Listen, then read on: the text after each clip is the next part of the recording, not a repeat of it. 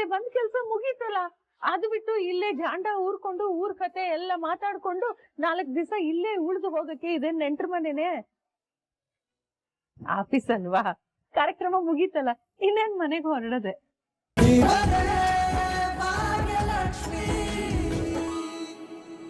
ಅದ್ಯಾರು MD ಪೋಸ್ಟ್ಗೆ ಇದ್ದಾರೆ ಅಂತ ಹೇಳ್ದೆ ತಾನೆ.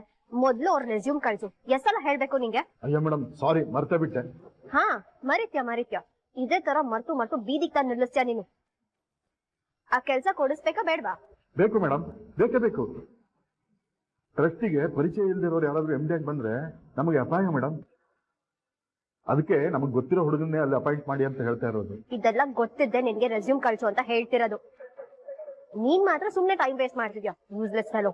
ಅಯ್ಯೋ ರೆಸ್ಯೂಮ್ ಗಿಸ್ಯೂಮ್ ಎಲ್ಲ ಯಾಕೆ ಮೇಡಮ್? ಆ ಹುಡುಗನ್ ಕರ್ಕೊಂಡು ನಿಮ್ಮ ಆಫೀಸ್ಗೆ ಬಂದ್ಬಿಡ್ಲಾ? ಆಯ್ತು, ಅದನ್ನಾದ್ರೂ ಮಾಡು.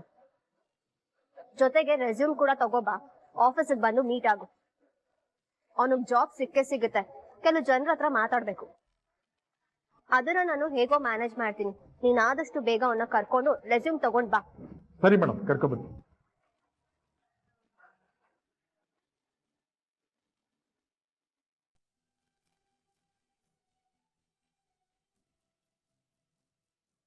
ಅಕ್ಕ ಪೂಜಾ ನೋಡ್ದ್ಯಾ ಅಕ್ಕ, ಮಾವ ನಿನ್ ಮೇಲೆ ಎಷ್ಟು ನಂಬಿಕೆ ವಿಶ್ವಾಸ ಇಟ್ಕೊಂಡಿದ್ದಾರೆ ಅಂತ. ಆದ್ರೆ ನೀನ್ ಅವರಿಂದಾನೇ ಇಷ್ಟು ದೊಡ್ಡ ವಿಷಯನ ಮುಚ್ಚಿಟ್ಬಿಟ್ಟೆ ಅಲ್ವಾ ಅಕ್ಕ? ಯಾಕಕ್ಕ ಈ ತರ ಮಾಡ್ದೆ? ನೀನ್ ಹೀಗ್ ಮಾಡ್ತೀಯ ಅಂತ ನಾನು ಅನ್ಕೊಂಡೇ ಇರ್ಲಿಲ್ಲ. ವಿಷಯ ಹೇಳೋದ್ರಿಂದ ಆದಿ ಅವ್ರಿಗೆ ಸಮಸ್ಯೆ ಆಗುತ್ತೆ ಅಂತ ಆದ್ರೆ ಈಗ ಇಬ್ರಿಗೂ ಸಮಸ್ಯೆ ಆಯ್ತಲ್ಲ ಅಕ್ಕ. ನನ್ನ ಹತ್ರ ಆದ್ರೂ ಒಂದ್ ಮಾತು ಹೇಳ್ಬೋದಿತ್ತಲ್ವಾ ಅಕ್ಕ? ನಾನ್ ನಿನಗ್ ಫೋನ್ ಮಾಡಿ ಆದಿಭಾವನ್ ಬಗ್ಗೆ ವಿಚಾರಿಸಿದಾಗ ಆದಿಭಾವ ಅಲ್ಲೇ ಇದ್ದಾರೆ ಅಂತ ಹೇಳ್ಬೋದಿತ್ತಲ್ವಾ? ನನ್ನ ಹತ್ರ ವಿಷಯ ಮುಚ್ಚಿಡೋ ಅಗತ್ಯ ಇತ್ತ ಅಕ್ಕ? ನಾನು ಇಷ್ಟು ಬೇಗ ಹೊರಗ್ ನೋಡಾಗ್ಬಿಟ್ನ ಅಕ್ಕ.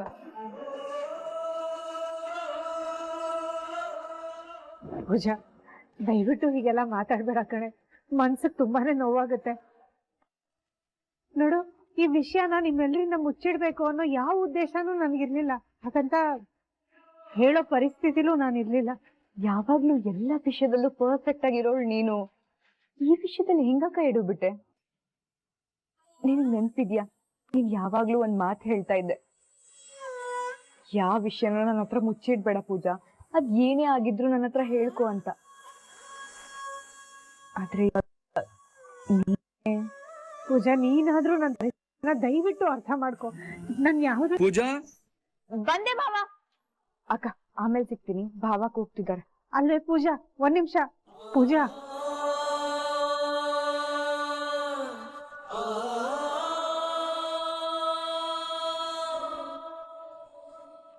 ಭಾಗ್ಯ, ಒಬ್ಳೇ ಅನ್ಕೊಂಡು ಏನ್ ಯೋಚನೆ ಮಾಡ್ತಿದ್ಯಾ?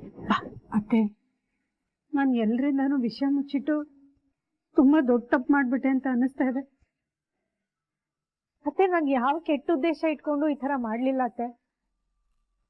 ಅವ್ರೆಲ್ಲರಿಂದಾನು ವಿಷಯ ಮುಚ್ಚಿಡ್ಬೇಕು ಅಂತ ನನ್ಗೇನು ಇರ್ಲಿಲ್ಲ. ಆದಿಯವ್ರಿಗೆ ಇದರಿಂದ ಸಮಸ್ಯೆ ಆಗ್ಬಾರ್ದು ಅನ್ನೋ ಒಂದೇ ಒಂದು ಉದ್ದೇಶ ಇತ್ತು ಅಷ್ಟೇ. ಆದ್ರೆ ಮಾವಂಗೆ ನನ್ನಿಂದ ತುಂಬಾನೇ ನೋವಾಗಿದೆ ಅತ್ತೆ. ಮಾತಾಡ್ಸ್ತಿದ್ರೆ ಕೋಪದಲ್ಲಿ ಹೊರಟೆ ಹೋದ್ರು. ಭಾಗ್ಯ, ನೀನು ಇಲ್ದೇ ಇರೋದನ್ನೆಲ್ಲ ಯೋಚನೆ ಮಾಡ್ತಾ ಇದೀಯ. ಅವ್ರಿಗೆ ನಿನ್ ಮೇಲೆ ಕೋಪ ಇದ್ದಿದ್ರೆ ಅವ್ರಿಗೆ ಫಂಕ್ಷನ್ಗೆ ಬರ್ತಿದ್ರ? ನೋಡು, ಅವ್ರಿಗೆ ನಿನ್ ಮೇಲೆ ಬೇಜಾರಾಗಿರುತ್ತೆ, ಹೌದು, ಅದನ್ನಿಲ್ಲ ಅಂತ ನಾ ಹೇಳ್ತಾ ಇಲ್ಲ. ಆದ್ರೆ ಆ ಬೇಜಾರ್ ಕೂಡ ನಿನ್ ಮೇಲಿರೋ ಪ್ರೀತಿಯಿಂದ ತಾನೆ ಅಲ್ಲ ಅತ್ತೆ. ಅದು ನೋಡು, ತಾಯಿ ಮಕ್ಕಳ ತುಂಬಾ ಹೇಳು, ಅಪ್ಪ ಅಮ್ಮಂದ್ರು ಮಕ್ಕಳ ಮೇಲೆ ಇಟ್ಟಿರೋ ನಂಬಿಕೆ ಮುರಿದಾಗ ಬೇಜಾರ್ ಮಾಡ್ಕೋತಾರೆ. ಆವಾಗ ಕೋಪನೂ ಬರುತ್ತೆ, ಬೈಲು ಬೈಬಹುದು, ಒಂದೆರಡು ಏಟು ಹೊಡಿಬಹುದು. ಹಾಗಂತ ಕಾಮತ್ತವರು ನಿನ್ಗೊಂದೆರಡು ಏಟು ಹೊಡೆದಿಲ್ಲ ತಾನೆ? ಇನ್ನು ನೋಡೋಣ ತಿರುಗು, ಎಲ್ಲರೂ ಊದ್ಕೊಂಡಿದೀಯ ಅಂತ.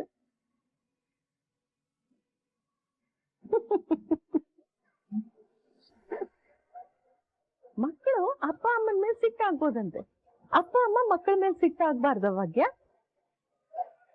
ಕಾಮತ್ತವರು ನಿನ್ನ ಅವ್ರ ಮಗಳ ತರ ಪ್ರೀತಿ ಕಾಳಜಿ ಎಲ್ಲ ಮಾಡ್ತಾರೆ ತಾನೆ? ಆ ನಂಬಿಕೆಗೆ ಸಣ್ಣದಾಗಿ ಏಟಾಗಿದೆ. ಅದಕ್ಕೆ ಪಾಪ ಅವರು ಬೇಜಾರು ಮಾಡ್ಕೊಂಡಿದ್ದಾರೆ. ಭೂಮಿ ಮೇಲೆ ಬಿದ್ದಿರೋ ಮಳೆ ನೀರಿಗೂ ಇಂಗೋದಿಕ್ಕೆ ಸಮಯ ಬೇಕಾಗತ್ತಲ್ವಾ? ಇದು ಹಾಗೆ ಮನುಷ್ಯರ ಮನಸ್ಸು ತಂಪಾಗೋದಕ್ಕೆ ಸ್ವಲ್ಪ ಸಮಯ ಬೇಕಾಗತ್ತೆ. ನೋಡು, ಎಲ್ಲ ಸರಿ ಹೋಗುತ್ತೆ, ಆರಾಮಾಗಿರು. ನೀನು ಯಾರಿಗೂ ಕೆಟ್ಟದನ್ನ ಬಯಸಲ್ಲ, ನಿನ್ ಮನಸ್ಸು ಎಷ್ಟು ಒಳ್ಳೇದು ಅನ್ನೋದು ಎಲ್ಲರಿಗೂ ಗೊತ್ತಿದೆ ಮಗಳೇ. ಅರೆ, ನೀವಿಬ್ರು ನಿಂತ್ಕೊಂಡು ಏನ್ ಮಾಡ್ತಾ ಇದ್ದೀರಾ? ಪ್ರೋಗ್ರಾಮ್ ಚೀಫ್ ಗೆಸ್ಟ್ ಎಲ್ಲಿ ಅಂತ ನಾನು ಎಲ್ಲ ಕಡೆ ಹುಡುಕಾಡ್ತಾ ಇದ್ದೀನಿ. ಗೆಳತಿ, ಏನಾಯ್ತು? ಭಾಗ್ಯ ಯಾಕೆ ಡಲ್ಲಾಗಿದ್ದಾರೆ? ಭಾಗ್ಯ, ಈ ಪ್ರೋಗ್ರಾಮ್ ಇಂದ ಏನಾದ್ರೂ ಬೇಜಾರಾಯ್ತಾ ಅಥವಾ ನನ್ನಿಂದ ಏನಾದ್ರೂ? ಅಯ್ಯೋ ಆದಿಯವ್ರೆ, ನಿಮ್ಮಿಂದ ನನಗೇನು ಬೇಜಾರಾಗಿಲ್ಲ. ಆದ್ರೆ ನನ್ನಿಂದ ಪೂಜಂಗೂ ಮಾವಂಗೂ ತುಂಬಾನೇ ಬೇಜಾರಾಗಿದೆ. ಅವರಿಬ್ರು ನನ್ನ ಹತ್ರ ಸರಿಯಾಗಿ ಮಾತಾಡ್ತಿಲ್ಲ. ಎಲ್ಲ ನನ್ನಿಂದಾನೇ ಆಗಿದ್ದು. ನೀವು ಹಠಕ್ ಬಿದ್ರಿ ಅಂತ ನಾನು ಹಾಗೆ ನಡ್ಕೊಂಡ್ಬಿಟ್ಟೆ. ನೀವು ಹಠ ಹಿಡ್ದಾಗ ನಾನಾದ್ರೂ ಸುಮ್ಮನಿರ್ಬೇಕಿತ್ತು ಅಂತ ಈಗ ಅನ್ನಿಸ್ತಾ ಇದೆ. ನಾನು ದುಡುಕ್ಬಿಟ್ಟೆ. ಫ್ರೆಂಡು, ನಾನು ಹೇಗೋ ಅವಳಿಗೆ ಸಮಾಧಾನ ಮಾಡಿದ್ದೆ. ನೀ ಬಂದು ಮತ್ತೆ ಅದನ್ನೇ ಮಾತಾಡಿ ಅವಳಿಗೆ ತಿರ್ಗಾ ಬೇಜಾರು ಮಾಡ್ತಾ ಇದ್ಯ.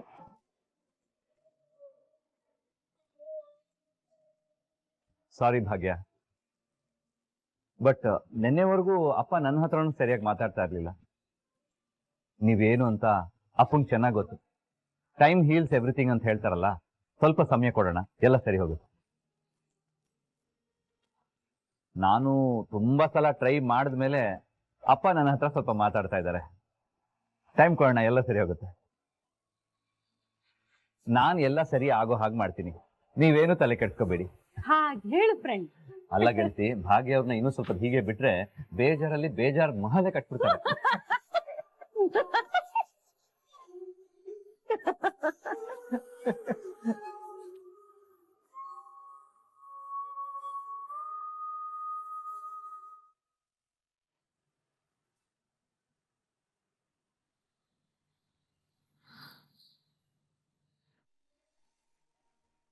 ಆದಿ ಸರ್, ನಿಮ್ಗೆ ಹೇಗೆ ಥ್ಯಾಂಕ್ಸ್ ಹೇಳ್ಬೇಕೋ ಗೊತ್ತಾಗ್ತಾ ಇಲ್ಲ.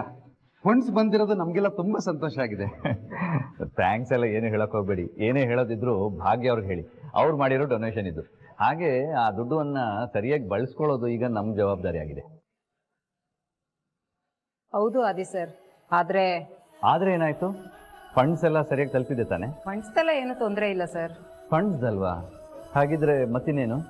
ಅದೇ ಸರ್, ನಮ್ಮ ಹತ್ರ ಫಂಡ್ಸ್ ಏನೋ ಇದೆ, ಆದ್ರೆ ಅದನ್ನೆಲ್ಲ ಸರಿಯಾಗಿ ಯುಟಿಲೈಸ್ ಮಾಡಕ್ಕೆ, ಮ್ಯಾನೇಜ್ ಮಾಡಕ್ಕೆ ಯಾರು ಇಲ್ದಂಗ ಆಗಿದೆ ಸರ್. ಹೌದು ಸರ್, ಸಂದೇಶ ಇರ್ಬೇಕಾದ್ರೆ ಹೇಗೋ ನಡ್ಕೊಂಡು ಹೋಗ್ತಾ ಇತ್ತು. ಆದ್ರೆ ಅವ್ರ ಕಂಪ್ನಿ ಬಿಟ್ಟ ಮೇಲೆ ನಮ್ಮ NGO ಮ್ಯಾನೇಜ್ ಮಾಡೋಕೆ, ಜವಾಬ್ದಾರಿ ತಗೊಳ್ಳೋಕೆ ಯಾರು ಇಲ್ದಂಗಾಗಿದೆ ಸರ್. ನಮ್ಗೆಲ್ಲ ಅದೇ ಚಿಂತೆ ಸರ್. ಆದಿ ಸರ್, ಕೆಲಸ ಮಾಡೋದಕ್ಕೆ ನಾವೆಲ್ಲರೂ ರೆಡಿ ಇದ್ದೀವಿ. ಆದ್ರೆ ಯಾವ ದಾರಿ ಮೇಲೆ ಸಾಗ್ಬೇಕು ಅಂತ ಹೇಳೋರೇ ಇಲ್ಲ ಸರ್.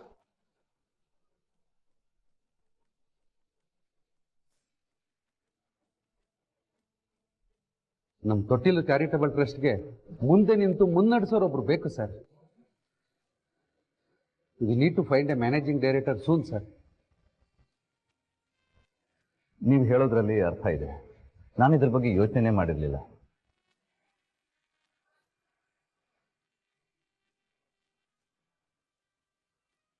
ಯಾರಾದ್ರೂ ರೈಟ್ ಪರ್ಸನ್ನ ಚೂಸ್ ಮಾಡಬೇಕು. ಆ ರೈಟ್ ಪರ್ಸನ್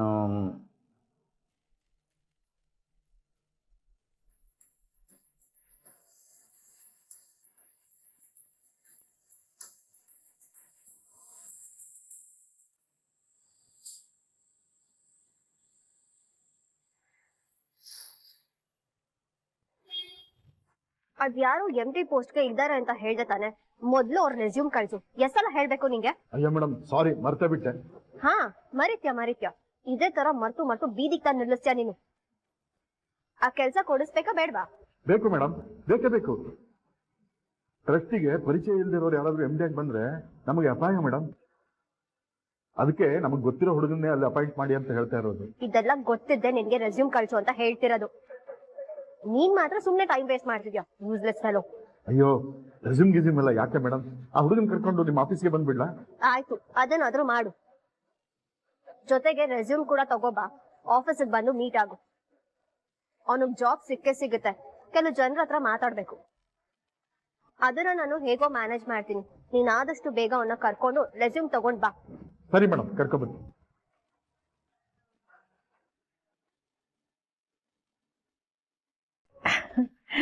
ಎಲ್ಲ ವ್ಯವಸ್ಥೆ ನನ್ನ ಫ್ರೆಂಡ್ ಎಷ್ಟು ಚೆನ್ನಾಗಿ ಮಾಡಿದ್ನಲ್ಲ. ಹೆಂಗೆ ನನ್ನ ಫ್ರೆಂಡು? ಅತ್ತೆ, ಎಲ್ಲಾ ವ್ಯವಸ್ಥೆನೂ ತುಂಬಾನೇ ಚೆನ್ನಾಗಿ ಮಾಡಿದ್ರು. ಆದ್ರೆ ನನಗೆ ಇಷ್ಟೆಲ್ಲದ್ರ ಅವಶ್ಯಕತೆ ಇರ್ಲಿಲ್ಲ ಅಂತ ಅನ್ಸುತ್ತೆ. ಸಾಕು, ಸುಮ್ಮನಿರು ಭಾಗ್ಯ. ನೀನೇನ್ ಸಣ್ಣ ಪುಟ್ಟ ಕೆಲಸ ಮಾಡಿದ್ಯಾ? ನೀನು ಎಷ್ಟು ದೊಡ್ಡ ಕೆಲಸ ಮಾಡಿದ್ಯಾ? ಅವ್ನ್ ಸನ್ಮಾನ ಮಾಡಿದ್ದು ಒಳ್ಳೇದೇ ಆಯ್ತು. ಸುಮ್ಮನಿರ್ಲಿ. ಒಂದ್ ನಿಮಿಷ ನಿಂತ್ಕೊಳ್ಳಿ. ಕಾರ್ಯಕ್ರಮ ಅಂತೂ ತುಂಬಾ ಚೆನ್ನಾಗಾಯ್ತು. ನನಗಂತೂ ತುಂಬಾ ಖುಷಿ ಆಯ್ತು. ಓ, ಅದಕ್ಕೆ ಇಷ್ಟು ಬೇಗ ಜಾಗ ಖಾಲಿ ಮಾಡ್ತಾ ಇದ್ದೀರಾ?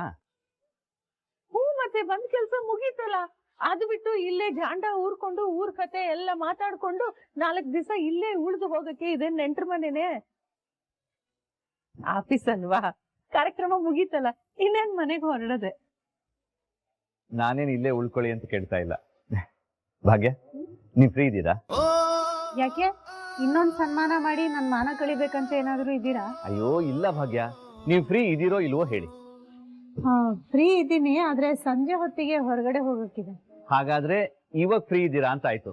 ಗುಡ್. ನಾನ್ ನಿಮ್ಮನ್ನ ಎಲ್ಲಿಗೂ ಕರ್ಕೊಂಡು ಹೋಗ್ಬೇಕು ಅಂತಿದ್ದೀನಿ, ಬರ್ತೀರಾ? ಬರ್ತಾನೆ.